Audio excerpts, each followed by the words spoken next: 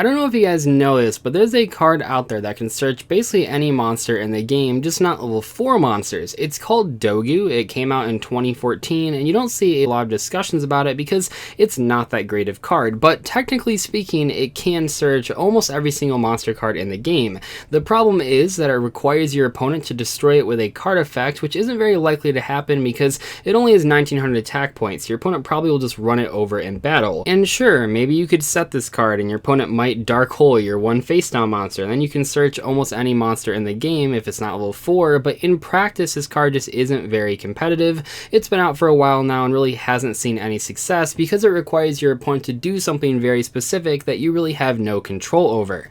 But what about another card like this? Well, Serpentine Princess is a card that is very similar because this is a thing that can interact with a lot of cards in the game. When it's shuffled into the deck, yeah, I know it sounds pretty crazy, but when it's shuffled into the deck, you get to special summon any level 3 or lower monster for free from your deck, and that is kind of cool, and it's a little bit easier to do, I guess, because you can actually control this, right? You could use compulsory escape device to trigger this ability. The fact of the matter is, the way that you have to trigger these abilities is just a little bit too much of a cost, even with those great effects. And I think this is something that we've talked about in the past. You know, just because a card has a good end result doesn't mean that it's automatically a crazy card, because sometimes the setup to get there is a little bit trickier if you're actually trying to play that card in a competitive deck. But why am I bringing this up? Well, I'm bringing it up in today's video because we're talking about a card that's coming out in Ignition Assault, Catch Copy, and this thing was revealed a couple weeks ago. I'm a little bit late on it, but I still want to talk about it because this is going to be a core set card. It's not going to be in Chaos Impact, but it is going to be in the next set, so we'll see this card in about 4 or so months. And this is something that's very interesting to me because while it does have some restrictions and it does require your opponent to do something, this card lets you search any card from your deck and add it to your hand. And even if it's not that competitive, just the fact that we now have a card that is a lot easier to activate than these other cards that do similar things, that just gets to search whatever you want in the game, is really intriguing to me, and I kind of want to talk about it. So what does this thing do? Well, it is a normal trap card, so yes, that is one of the drawbacks here. It is in fact a trap card. We know that Konami is willing to put crazy effects on trap cards because they know trap cards are slow and vulnerable to background removal. This is another case of that thing happening. It is a hard once return ability, which doesn't matter too much, and then it says if your opponent adds a card from the deck to their hand by a card effect except by drawing it, reveal one card in your deck, and if you do, add it to your hand, but you cannot activate cards or the effects of cards with that name for the rest of this turn. So what are the differences? What are the downsides? What are the changes between this card and these previous two monsters we just talked about? Well, I think for me the biggest difference is that this is not a monster card. I think that matters a lot, but most importantly, this card's activation requirement is so much easier than Dogu's or Serpentine Princesses because this is something that you can activate almost every single time you draw it. And I know that might sound like an exaggeration, but it's really not. Every single deck in the meta, whether it's super competitive or super casual or somewhere in between, is at least searching a card once per turn in some way, shape, or form. This thing is almost always going to be able to activate, and that really does set itself apart from previous cards like it. The other thing that sets it apart here is that you can search any card, not just monster cards. So you could search like a Ki Regeki or Raw Sphere Mode or Heavy Storm Duster or Imperial Order against strikers or whatever you want, and that's really why this card is so cool, because of the flexibility of being able to add any card to your hand in the entire game. Well, let's talk about that drawback because it's pretty big. So besides it being a trap card, the biggest drawback here is the only other drawback on this card, and that's that you can't activate the card or any effects with that card's name for the rest of the turn. Now the good news is, in most cases, if you're drawing this card going first, that won't matter too much. And the reason it doesn't really matter too much is because you'll go first, you'll set this card, your opponent will search a card, and then you'll use this to search whatever you need to break their board on the following turn. Sure, that now keeps this card from being able to add hand traps and use them immediately, or add Altergeist Multifaker and use that immediately, but overall I don't think that thing matters too much. But I think the really hard part when you're thinking about playing this card in a deck is, are you willing to take a -1 on the first turn to search any card in your deck for your second turn? And I know that sounds kind of weird, but this card is sort of similar, at least in theory, to something like Jar of Greed, because when you draw it in your opening hand, it is basically a -1. It's not a card you can use to further your combos or set up your board. It's a card that you play to help you in future turns. And while searching a specific card is obviously way better than something like Jar of Greed that draws a random card, I think you'll find a similar issue with this thing in certain matchups, especially the more aggressive matchups, because yes, in a longer game, searching specific cards, especially in game 2 or 3 when you can search specific side deck cards, this thing seems insane. I mean, I'm thinking of this card, if I'm playing Altergeist against Sky Strikers, I can use this thing to add Secret Village of a Spellcasters to my hand and completely lock my opponent out of the game. In that context, it's really, really good, especially because Sky Strikers are not a very fast deck. They set up a lot of back row cards, but they're all spell cards that you can then stop with Secret Village. But this thing against a deck like Orcust or Thunder Dragon, it's a deck that can OTK you, maybe you don't actually want it, because while it is really cool searching any card in your deck, and maybe if you have the perfect card for next turn that will actually break your opponent's board, that'll be awesome as well. But if your opponent just completely disregards your search and then just OTKs you, well, now you would rather just had any real trap card, maybe even Storming Mirror Forest if we're really going that far, and in that way this card just is not good against those more aggressive matchups. Where I see this thing being very successful though is in those controlling matchup mirrors, because in those mirror matches, or I guess just not necessarily mirror matches, but any matchup where both players are playing slower strategies that gain incremental value over time, this is a card that is perfect because you can search exactly what you need.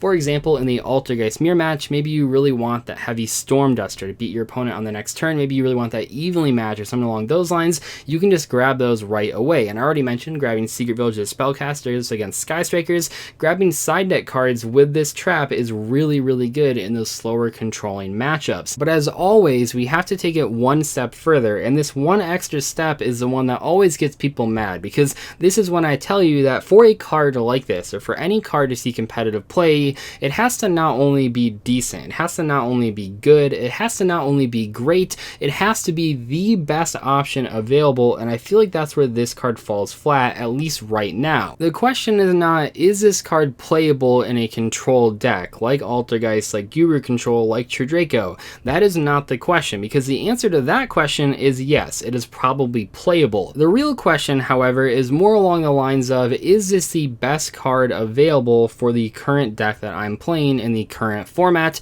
And I think the answer right now, at least, is pretty much no, because while this card might be playable, I don't think it's actually the best option, even though it technically can search any card in the game. For example, I think the issue here is that in every single matchup, there's almost always a better card than this one, which seems funny, right? Because it searches anything, but it searches things on a timer. It is technically very slow because not only is it a trap card, but also you can't use the card you add immediately. You have to wait until your next turn. What this means is that against like Sky Strikers, for example, Shared Ride for many decks is just a better option. Maybe if you're playing Altergeist, then Shared Ride isn't as good as just playing Secret Village, but if you're playing Secret Village and you want extra copies, well, maybe just play Metaverse or Terraforming instead of this card. I know the appeal here is that you can search anything, and I don't want you guys to think I hate this card, because I don't. I think the idea is really cool. I think the card itself is pretty decent, but when I'm building a competitive Yu-Gi-Oh deck, I don't just want to play the decent options. I want to play whatever the best options available are, and I'm not sure that this card falls under that category right now. I think people will try this card out though, because it is just so intriguing to people to actually try to search any card in the game, and maybe even myself included. I might actually try this card in a deck, maybe not at a YCS, but maybe at a regional, just to see how it goes. And I could be wrong here. This card might actually, by the time it comes out in the TCG, maybe the format is so slow that people actually can afford to main deck this sort of card. I think more so than anything, this card reminds me of Trap Trick, because that is a card that you can play in trap-based strategies, and it sort of acts as extra copies of whatever normal traps you have duplicates of, which is really cool because it means in some matchups you can set Compulse, in other matchups you can set Infinite Impermanence, in other matchups you can set Heavy Storm Duster. It is whatever you need it to be for whatever matchup you're facing. And this card is very similar, except it's on more of a delay, because Trap Trick lets you activate the card immediately that turn. And yes, Trap Trick has another restriction. You can only activate one more trap the rest of the turn, but this card also has a restriction as well, so I think they're pretty comparable. The thing that makes Trap Trick so appealing though is that it's very fast, especially for those trap-based strategies. A lot of time when you're playing a trap-based deck, you really want to have the right combination of cards for particular matchups. Sometimes you don't always draw that though, so Trap Trick can help even out those draws for whatever matchup you're playing at that current time. Sort of similar to what this card in theory is supposed to do, but just on a bigger bigger delay. And don't worry, I have not forgotten my promise for October, and that is to review one Halloween themed monster card in every single video, every single day.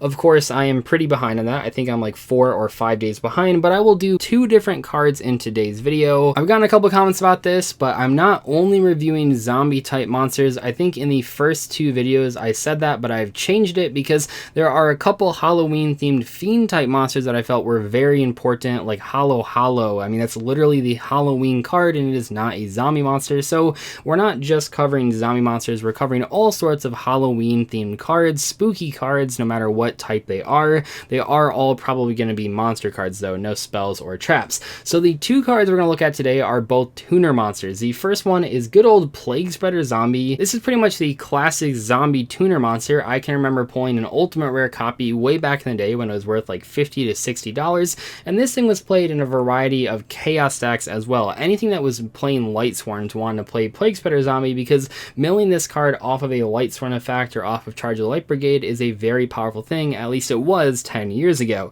This thing even has a couple unique synchro monsters like Doom Kaiser Dragon and Archfiend Zombie Skull, so clearly Konami likes this card a lot. It even has an upgraded form that we might talk about later this month, but just for now, all you need to know is that Plague Spreader Zombie, for what it was a very strong zombie tuner monster. It had its own special summoning ability, but I think just the fact that it was a level 2 zombie tuner was a huge deal for a long time, and it saw tons of competitive success. But you don't see a ton of Plague Spreader Zombie around anymore, and that's probably due in part by the other card we're going to review, Unizombie. So this is by far the #1 best zombie tuner monster ever released. It is a staple card in every single zombie deck. It is just so darn powerful. So this thing's really good for a lot of reasons. We'll talk about one of the reasons in the next video, but one of the things that I want to focus on here is that this thing just sets up all of your combos. It sends cards from your deck to the grave to increase a level, so you can send Mizuki directly from your deck to the graveyard, which is huge, and then also can fix your hand by discarding a card to increase the level of a monster on the field. And this is really, really strong, especially on a tuner monster.